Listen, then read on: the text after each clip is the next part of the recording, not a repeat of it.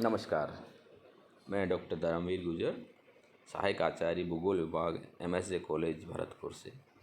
आज हम राजस्थान का भूगोल कक्षा प्रथम वर्ष के भूमि व जल संसाधन जो हमारा बिंदु है, जो हमारा टॉपिक है, इसका हम अध्ययन करने जा रहे हैं कि राजस्थान की जो संसाधन है उसमें भूमि का क्या महत्व है, जल का क्या महत्व है, उनकी कितनी प्रकार किस किस प्रकार में हम इसको भूमि को विभक्त करते हैं और जल की क्या स्थिति है। जैसे कि मान लो जो राज्य है हमारा राजस्थान, उसकी जो आर्थिक विकास है उस पर भूमि की जो मात्रा है, उसकी किस्म है, किस प्रकार की जलवायु है, जल की क्या संभावनाएं हैं, ये जो संसाधन भूमि और जल संसाधन है ये बहुत ही महत्वपूर्ण अपना योगदान अदा करते हैं। क्योंकि जैसे हम देखते हैं कि जो राजस्थान में जैसे भूमि संसाधन है, जल संसाधन है ना, इत्यादि, तो जो भी जैसे भी है, इसलिए कृषि जो प्रधान राज्य राजस्थान, तो यहाँ जैसे वन है तो 2000 हमने ये जो डेटा लिया है 2017-18 का जो भूमि उपयोग है उसमें देख रहे हैं कि जो वन है 8.03%, कृषि भूमि जैसे 5.68%, बंजर भूमि 6.99%, स्थायी चारागाह 4.88%, वृक्ष उपवन 0.06%, कृषि योग्य भूमि 11.37, अन्य प्रतिभूमि जैसे हम देख रहे हैं 5.73%। और साथ ही जो चालू परत है यानी कि जो करंट फ्लो लैंड है वो 4.66%। दैन नेट सॉन एरिया यानी कि शुद्ध बोया गया क्षेत्र है 52.60 यानी कि 52.60% राजस्थान में पाया जाता है। अब जब वनों की बात करते हैं तो राज्य के दक्षिणी और दक्षिण पूर्वी भागों में वन अधिक होते हैं। व्यर्थ की जो भूमि है जिसमें व्यर्थ प्लस बंजर प्लस एक कृषि भूमि अधिक रूप से, तो इस तरीके से देखते हैं जैसे कोटा, बूंदी, बारा, झालावाड़, भरतपुर आदि खड्डों की भूमि है। पश्चिमी राजस्थान में जैसे कि जो थार का मरुस्थल है उसमें रेतीली मिट्टी है, पठारी भूमि है ना, जैसे करंट फॉलो मिट्टी जिस मान लो 1 से 3 वर्ष तक जो इसकी उर्वरकता के लिए वो नहीं किया जाता, छोड़ दी जाती है इत्यादि। शुद्ध बोया गया क्षेत्र में जैसे मान लो एक फसल के आधार पर जोता जाता है जिसमें 52.60 है। कहीं कहीं देखते हैं हम डबल क्रॉप एरिया जैसे दो एक ही साथ में दो फसलें बो जाती हैं या साल में उसको।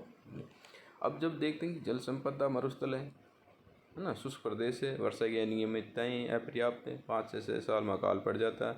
राजस्थान 10.4% पूरे भारत का क्षेत्रफल है ना, कृषि क्षेत्र 10.6 है, किंतु सतही जल की मात्रा 1.0 राजस्थान में है 1.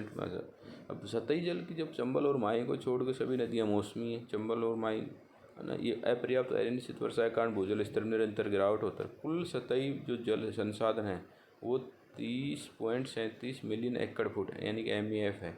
आंतरिक संसाधन 15.86 MEF, बाहरी संसाधन 14.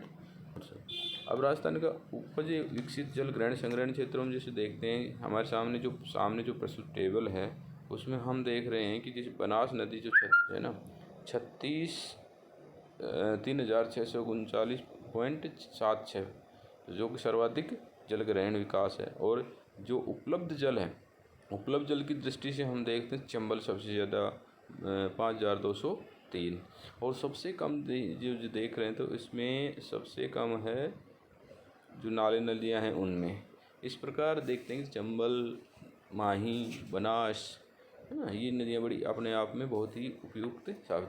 और जो बाहरी संसाधन है जैसे मान लो रावी व्यास का है, चंबल कोटा बैराज का है, लेकिन जब भूगर्भीय जल संसाधनों की राज्य में दशाओं की परिवर्तनशीलता है, बहुत ही धीरे धीरे वर्षा का अभाव हो रहा है। वर्षा के अभाव के कारण यहाँ पे जो संसाधन है उनका दोहन ठीक से नहीं हो पा रहा है। राजस्थान में कुल भूजल संसाधन से 10.18, पीने योग्य 1.3, सिंचाई के लिए 8 है ना, कुल इस हिसाब से 50.30% भूजल के उपयोग का वर्तमान में अनुपात है। अब जब देखते हैं कि राजस्थान भूमि जल स्थिति क्या है, तो अति विध्वन के टोटल 243 जोन है राजस्थान ग्राउंड वाटर के, जैसे अति विध्वन जैसे ओवर एक्सप्लॉयटेशन जोन हो से 172 हैं, संकटग्रस्त 25 हैं, अर्ध संकटग्रस्त 20 हैं, सुरक्षित 24 हैं और लवणीय 2 हैं। तो इस प्रकार हम देखते हैं सुझाव क्या क्या हो सकते हैं इनके लिए। सुझाव ये कि जो अंतर्राज्यीय जो जल संसाधनों का साझा किया जाए, नदियों को जोड़ना चाहिए, सिंचाई का आधुनिक संसाधन है जैसे फव्वारा, बूंद बूंद इत्यादि का उपयोग किया जाना चाहिए। भूजल सतही जल का अनुकूल उपयोग, काली श्रेणी भूमि जो है ना डार्क जोन वाले, उनका संरक्षण किया जाना चाहिए। जल चित्र का निर्माण किया जाना था। ग्लोबल एनवायरनमेंट प्रोजेक्ट राजस्थान में, साथ ही watershed development and land conservation का विकास किया जाना चाहिए। राष्ट्रीय जल ग्रहण विकास कार्यक्रम, बंजर भूमि विकास कार्यक्रम, मरु विकास कार्यक्रम, सूखा संभावित क्षेत्र NDPAP कार्यक्रम, सुनिश्चित रोजगार कार्यक्रम इत्यादि का। साथ ही विजन लेके चलना पड़ेगा हमें, जैसे वाटर विजन 2045 है। राजस्थान जल संरक्षण सुझाव क्या क्या? सिंचाई हेतु नवीन पद्धतियों को अपनाना होगा। भूमिगत जल संसाधनों का विवेकपूर्ण उपयोग, वर्षा जल का संचयन करना होगा, वनस्पति के विनाश को रोकना होगा, अपशिष्ट जल संशोधनों को ध्यान रखना होगा, एनीकट का निर्माण कर नहरों का उद्धार करना होगा, झीलें तालाबों का संरक्षण करना होगा। इस प्रकार जो परंपरागत जल संसाधनों की विधियाँ हैं उनको प्रोत्साहित करते हुए जल प्रबंधन को करना होगा, जिसमें आधुनिक रूप से जैसे मान लो GIS टेक्निक्स हैं, GPS टेक्निक्स हैं, उनके माध्यम से इमेज इंटरप्रिटेशन करके वहाँ की चीज़ों का एक वास्तविक। साथ ही जो जल नीति 2010 राजस्थान की जल नीति 2010 है, उस पर भी विशेष ध्यान देना पड़ेगा। उसके नियमों को लागू करना होगा, जैसे सुनिश्चित तरीके से विकसित किया जाना है ना, वाक्य अधिक निर्माण सब आदि आदि। राज्य की जो जल नीति का जो उद्देश्य है वो ये कि जो जल ग्रहण नदी लघु छोटे जो छोटे बड़े ना उनका एकीकृत किया जाना, इंटीग्रेटेड किया जाना चाहिए, है ना। बहुआयामी दृष्टिकोण अपनाने चाहिए। जल ग्रहण लघु ग्रहण जलापूर्ति विकास के अधिकताएँ, जैसे पेयजल है, सिंचाई जल है ना, जल संरक्षण के साधनों का, जल की गुणवत्ता को ठीक करना होगा, जल पे शुल्क निर्माण का पर्यावरण से संबंधित करना होगा, सतती और पर्यावरण का अनुकूल करना होगा। इस प्रकार अनुसंधान कार्यों पर विशेष जोर दिया ना होगा। तो हम देखेंगे कि जल संसाधनों का और भूमि संसाधनों का राजस्थान में बहुत ही महत्वपूर्ण योगदान है। धन्यवाद।